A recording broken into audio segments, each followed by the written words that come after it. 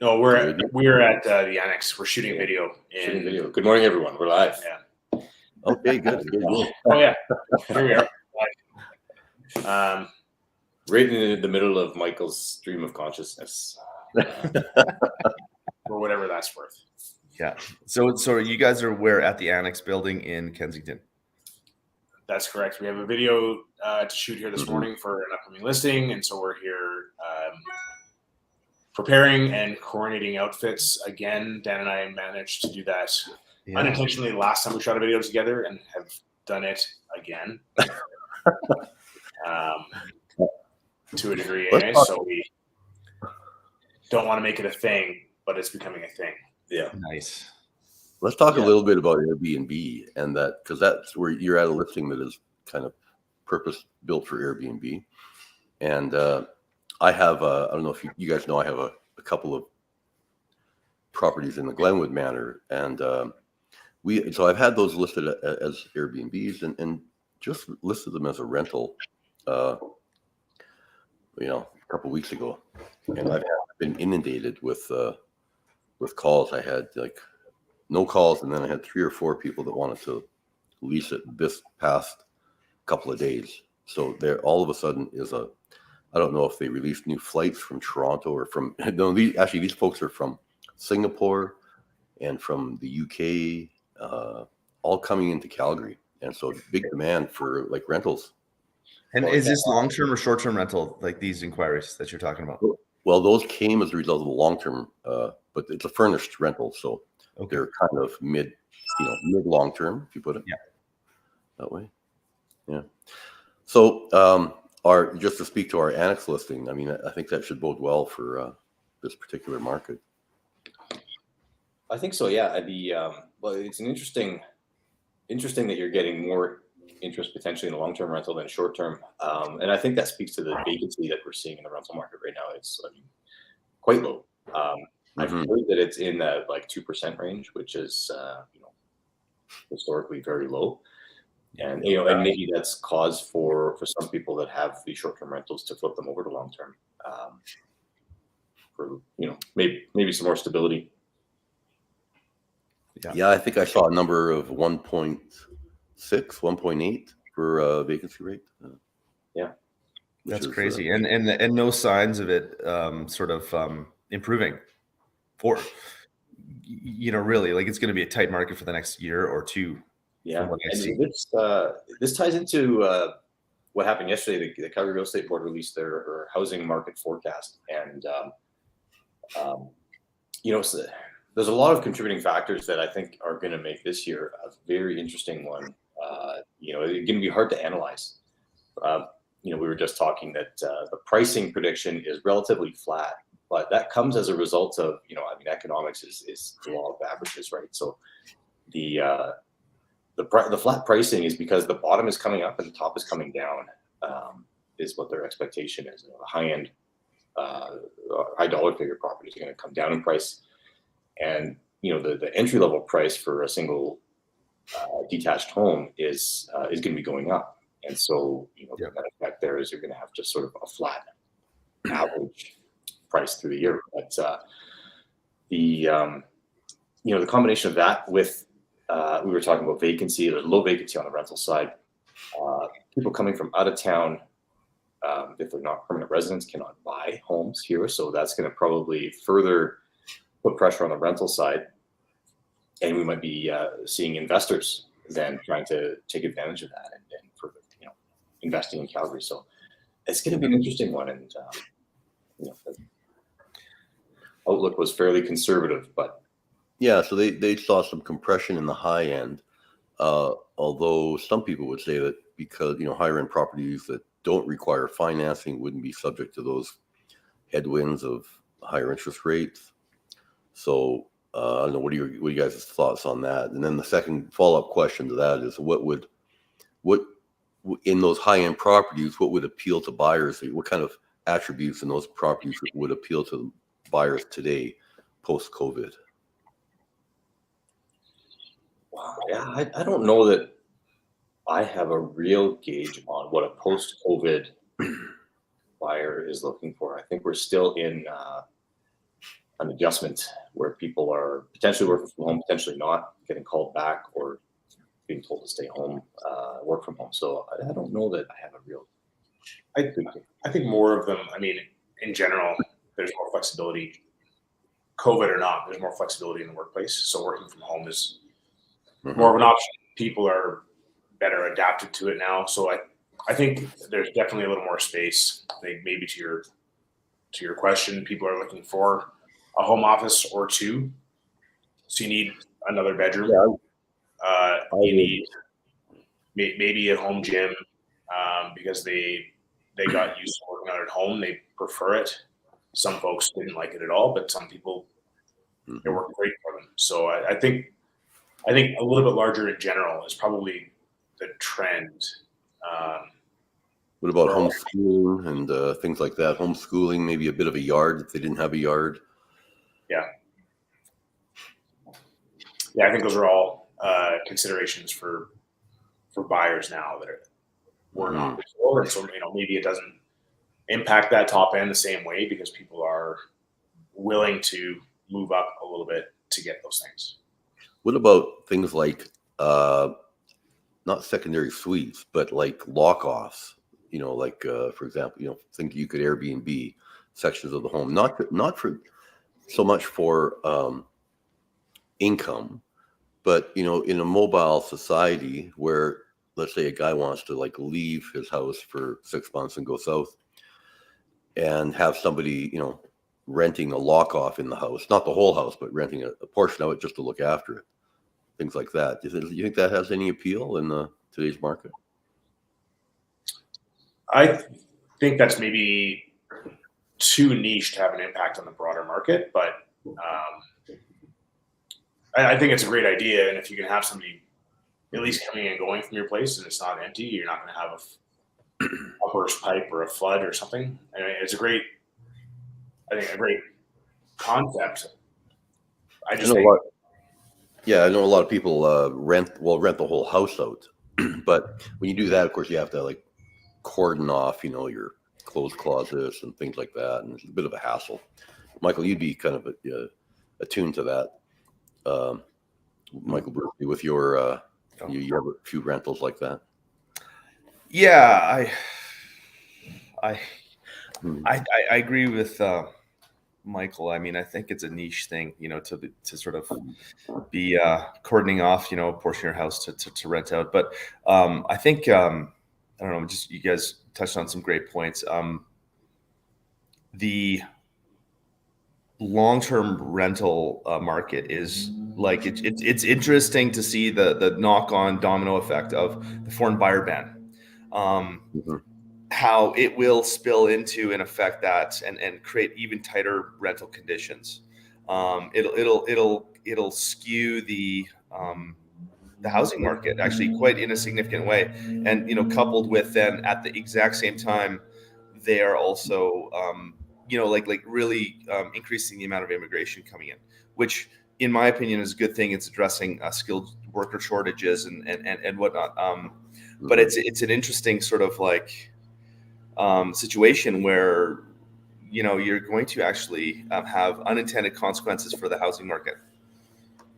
And I guess like from an opportunistic standpoint, it's a great time to then be a landlord, and look for investment properties because you're going to fill them. And whether it's with a long-term or short-term rental, I mean, we have short-term rentals that we are contemplating switching to long-term rentals, just like Sano, you mentioned, because it's like, because it makes sense cash flow wise. Another interesting thing about the foreign buyer ban is, it's not really been talked about, but it's only in urban centers. Like it's on residential properties in urban centers. So if a foreign buyer wanted to purchase something in a residential property in a rural setting, let's say Crow's Nest Pass, those are not subject to the ban. Okay. Because they're classed as recreational property? Yeah, I was just going to ask that question. I think it's so new here, so people need to understand. They do have maps and areas showing that it's what's considered urban, what's not. But So there are areas where there's residential housing that's not in the urban centers. There's also the financing factor. We were talking to a lender yesterday who said, if you're a foreign buyer, doesn't matter what you're buying or where you're buying, the bank is going to decline you no matter what.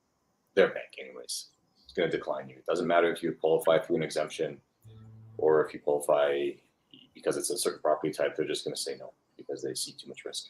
It's uncertain. It's uncertain. Interesting.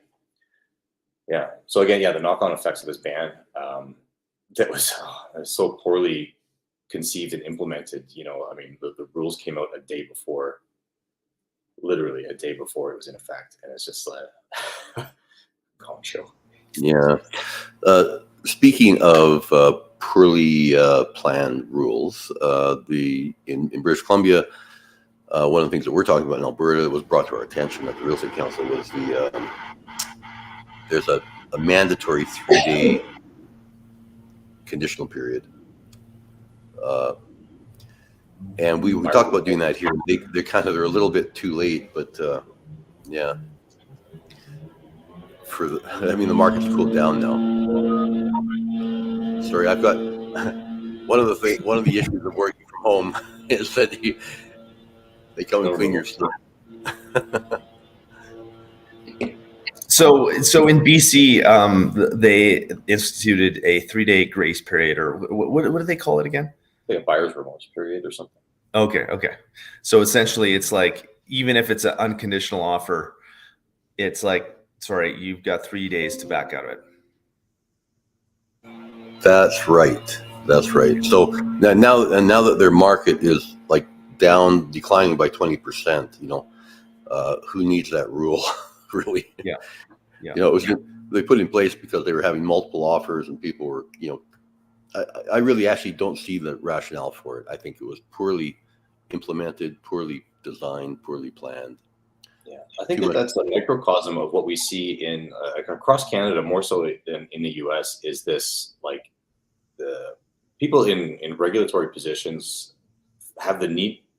They feel they need to actually regulate the market rather than licensees or, today, the 0.25% hike from the Bank of Canada to try and regulate, cool down, whatever you want to do, or, inflation's at all-time highs and they're raising rates again.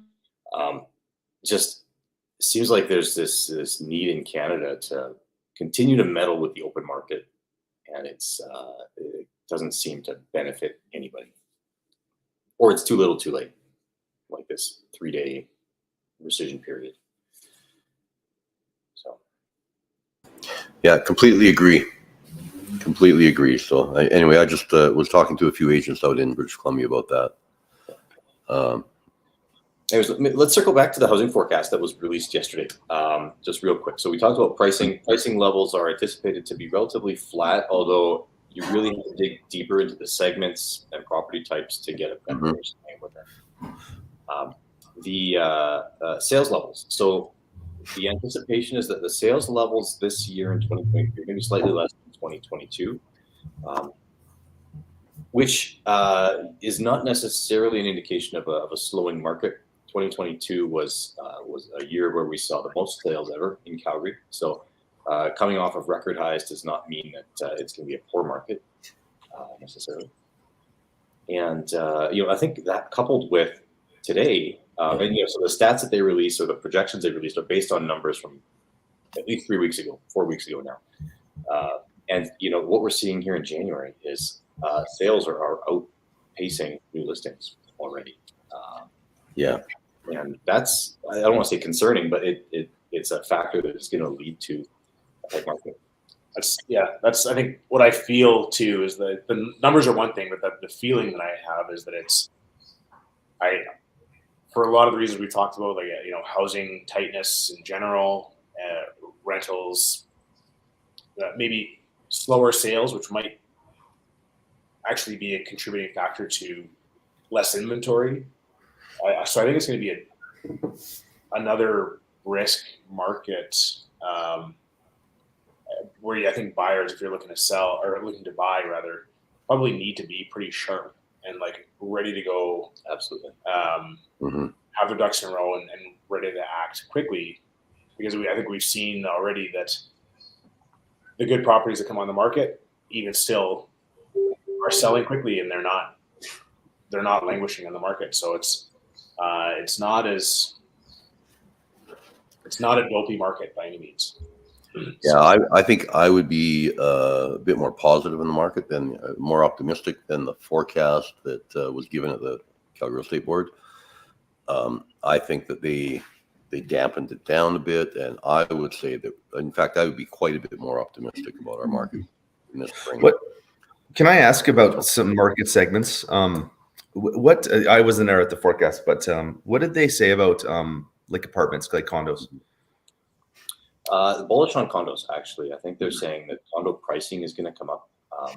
The interesting stat in the apartment sector is that compared to 2013-14, which was a previous peak in pricing for those properties, at that time, new builds, new construction, 90% was resale, 10% was rental. Today, for new construction apartments, 45% is purpose-built rentals. So despite all the construction that's happening, there's not that much inventory coming on the market. We think. Now, we've talked about shadow inventory in the past, and those purpose-built rentals are they were flipped from ready to be flipped to condominiums. But it's Yeah, and I don't know the dynamics. I haven't really investigated what CMHC is financing these purpose-built rentals for. But at the time, back in for the past 5 years, those purpose-built rentals were built at a rate of like sub 1%. They were financed at that rate, and 90% financing almost. So that's pretty. I mean, how can you not get a return on a purpose-built rental at that kind of a financing rate at a cost base? And you turn them out. You can carry them. REITs were picking them up. So right now, I mean, that rate has more than, I believe, doubled or tripled, perhaps quadrupled.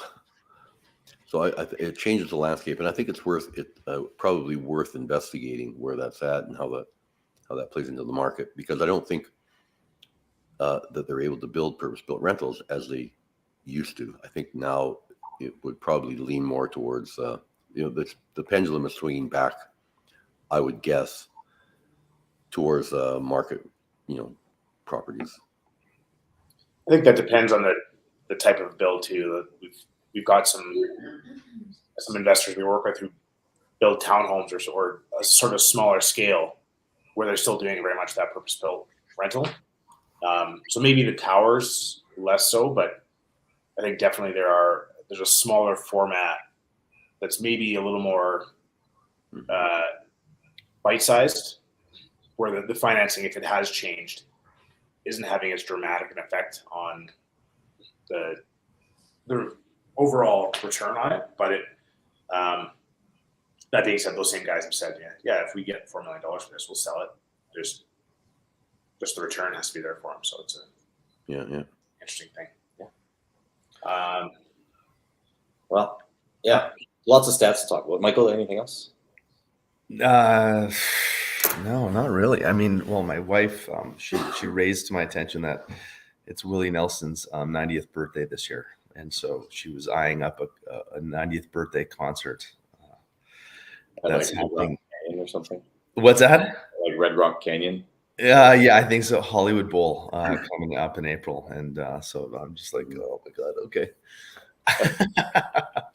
I don't know, but it's a pretty good lineup. It's a whole bunch of artists, including like Snoop Dogg, the Lumineers, Margot Price. There's like 20. It's just a super bizarre lineup. Oh wow! Yeah. Yeah. Wow. Well, what about Country Thunder this year? What is has anyone any artist been announced? I know Keith Urban. Who's the other guy? Who's the other big? Tim McGraw, Keith Urban. Yeah. I mean, those are two pretty big names. Yeah. Cool. Yeah. So that's upcoming. Who knows what role we'll play in that? But can we get Garth? Stay tuned. Garth just does the same concert. That's okay. No. I've seen them a few times in the past few years, and it is almost word for word the same concert. Yeah. It's a good concert. It's a great concert, but it's the same. Good stuff. Okay. And I don't know. Otherwise, You guys are heading off to Banff this weekend Yeah. for the Mhm. Western Connection, which is a real estate conference not attributed or not segmented into any one brokerage or any particular. it's a real estate. It's an organized real estate fest, is what it is, and Exciting super stuff, super nerdy for gripping stuff. yeah. Lots of talk of bylaws and amendments and Oh, it sounds like something to blow your hair back. It's really that sounds exciting. governance. Yeah. Yeah. Hey, Anything to look forward to in particular there? I think The Dad- Banff Springs itself. Dad and Dan, you're both going. So the Banff well, Springs- that's what keeps the wheels on our industry, guys. You know, greases the wheels of our industry. You guys just keep chugging away every day while we're working in the background, keeping the machinery running. yeah. Throwing coal in the engine. Feels like that some days. It's not the quickest moving or most modern industry in a lot of ways. Yeah, but no. Quite frankly, the rules that we put in place. I mean, so I work for the Real Estate Council. I work with the Real Estate Council. We set the rules that govern the sort of the profession, and Daniel works with organized real estate, which they set the rules and which govern the membership that we have in our cooperative, which is not necessarily mandatory, but whereas of course the licensing is. So we have, so the way that we set those rules, if you're really a system thinker, you can actually have a big impact on the industry and on the profession. And of course, the goal is to kind of raise the level of professionalism, protect the public. That's at least my position or my stance. Our stance at the Real Estate Council is to protect the public. Daniel, you can, give me your blurb on CREB and areas.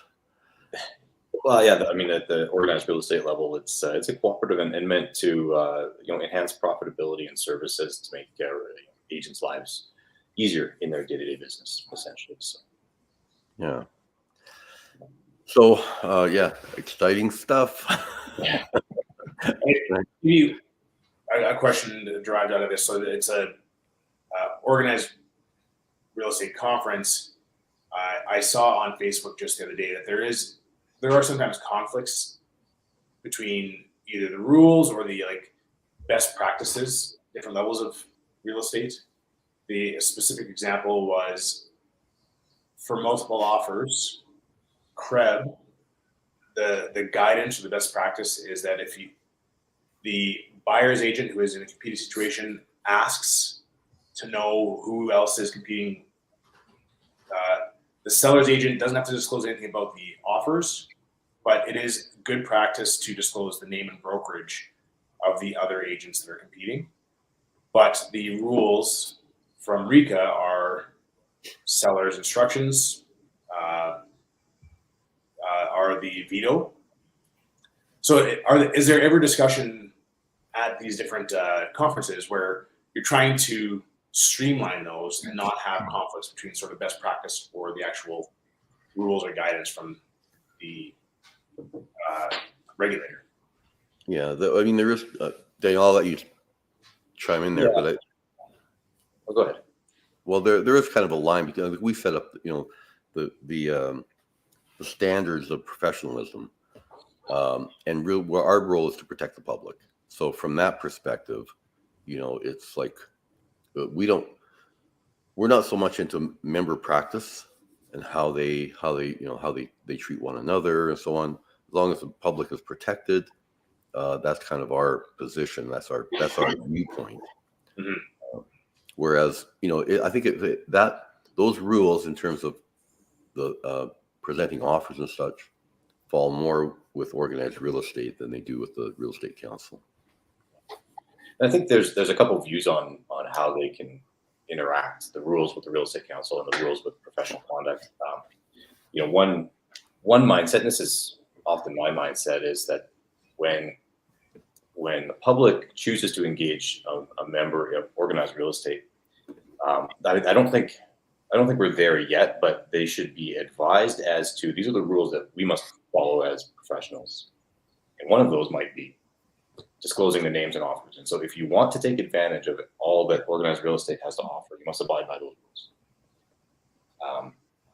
And set aside this legal instruction notion, which is The seller can do whatever they want. the seller can kind of instruct their agent to do anything, whether that falls within the rules of conduct or not. Right? And so there was the pending sales thing sort of fell into that realm as well, where the interpretation that organized real estate took was we have a rule, and if you want to use the system, you have to follow it. So it permeates all different areas, and but a lot of those have to be really spelled out. Yeah, we recognize that. So here's a distinction. The Real Estate Council recognized that rule was for the benefit of the public, that non-disclosure rule, and so we modified our interpretation of it to benefit the public, and so that's where I think those rules are useful, but we have to recognize that not everybody. It's a voluntary membership in organized real estate, and not everybody is a member. And if you have someone who is not a member dealing with somebody who is a member, then how do those rules come into play? So we can't really govern, how you guys, how organized real estate operates. We can't really, supersede the rules that you have. Yeah. It's you can view it as a Venn diagram, and whether they're totally overlapping. RECA rules are a larger set of organized real estate rules, or if they're partially overlapping, that's all part of it. So our position is that yes, the client, the legal instruction of the client kind of supersedes everything. But I completely agree, Daniel, that if I want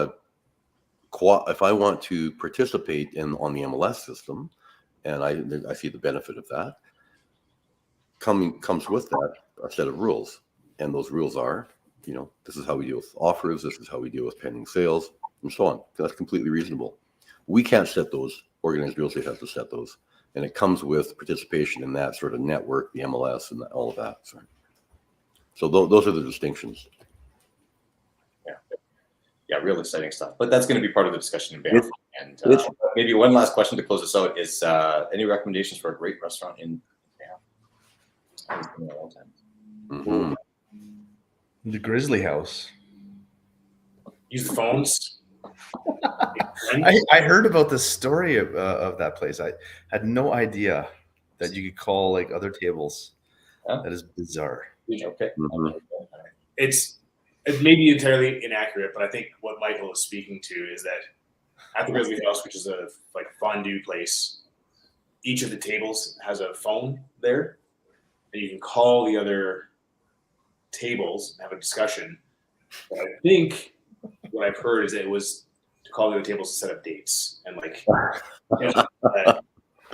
if that's completely erroneous, Grizzly House, I apologize. That's not trying to besmirch your good name, but that's what I heard is that it was maybe a bit of a more freewheeling society at the Grizzly House. Okay. Yeah. Maple Leaf Grill. I don't know. There'd be some other places. Oh yeah. I love going to the Rundle Lounge in the Banff Springs. Drinking $28 cocktails. Yeah. Yeah, and the Banff Center, I have to say, I've done a couple of residencies at the Banff Center, and the food there is outstanding in their restaurant upstairs. Even though it's kind of a buffet, it's really next level buffet. So, Okay. We have to jet here on our end. We've got the video to shoot, so. All right, folks. Thanks All right. for tuning in. Go, Sarah. Take Good luck care, again, guys. guys. Talk to you soon. Thanks, All everyone. right. Bye for now.